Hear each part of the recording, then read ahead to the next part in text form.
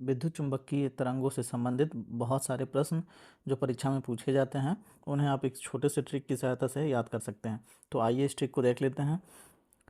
देखिए, सबसे पहले आपको ये लाइन याद रखनी होगी, गा ए प द्रि अशु रेदी। गा ए प द्रि अशु रेदी। आप डायरेक्टली ऐसे याद रखें, गा ए पद्री अशु रेदी, गा ए पद्री अशु रेदी। तो यह एक क्रम है विद्युत चुंबकीय तरंगों का, जिसमें गा का अर्थ है गामा, ए का अर्थ है एक्स किरणें, प का अर्थ है पराबैंगनी किरणें, द्रि का अर्थ है दृश्य किरणें, अ का अर्थ है अवरक्त किरणें, सु का अर्थ है सूक्ष्म किरणें, रे का अर्थ है रेडियो तरंग और दी का अर्थ है दीर्घ तरंग। तो इस क्रम में जब आप इसको याद रखेंगे तो इससे ये फ़ायदा होगा कि ऊपर लिखी गई बात प्रूफ हो जाएगी। जैसे तरंग दैर्घ्य और चाल बढ़ता है, बाद बाकी आवृत्तियों ऊर्जा इत्यादि घटती है।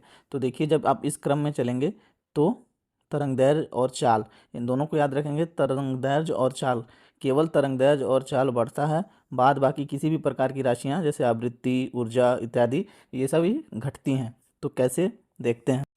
तो गामा किरणों की तरंगदैर्घ्य जो होती है वो सबसे कम होती है, उससे ज़्यादा एक्स किरणों की, फिर पराबैंगनी किरणों की, फिर दृश्य किरणों की, फिर अवरक्त किरणों की, फिर सूक्ष्म किरणों की, फिर रेडियो तरंगों की, फिर दीर्घ तरंगों की। तो सबसे पहले कम, उससे ज़्यादा, फिर उससे ज़्यादा, फिर उससे ज़्यादा, फिर उससे ज़्यादा, इसी क्रम में तरंगदैर्घ्य और चाल। तो जब भी आपसे पूछेगा कि निम्नलिखित में सबसे अधिक तरंगदैर्घ्य किस किरणों की है, किस विद्युत चुंबकीय तरंग की है, तो ऑप्शन देगा। तो इस हिसाब से अगर आपको ये याद रहेगा तो आप आसानी से बता पाएंगे। तो और इसी प्रकार आवृत्तियों ऊर्जा घटती है। तो देखिए, इसी क्रम में आवृत्तियों ऊर्जा घटती है का अर्थ ये हुआ कि सबसे अधिक अगर आवृत्ति की बात करें तो गामा तरंग की आवृत्ति सबसे अधिक, उससे कम एक्स की, उससे कम पराबैंगनी की, फिर उससे कम दीर्घ की। तो ये घटते क्रम में है, ऊर्जा भी हो या आवृत्ति भी हो, तो ऊर्जा गामा किरणों की सबसे ज़्यादा होती है।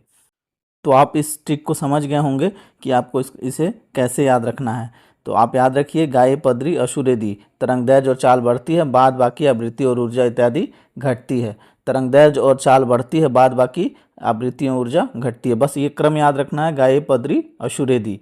तो ये याद रखिए, इससे आप बहुत सारे प्रश्न बना लेंगे।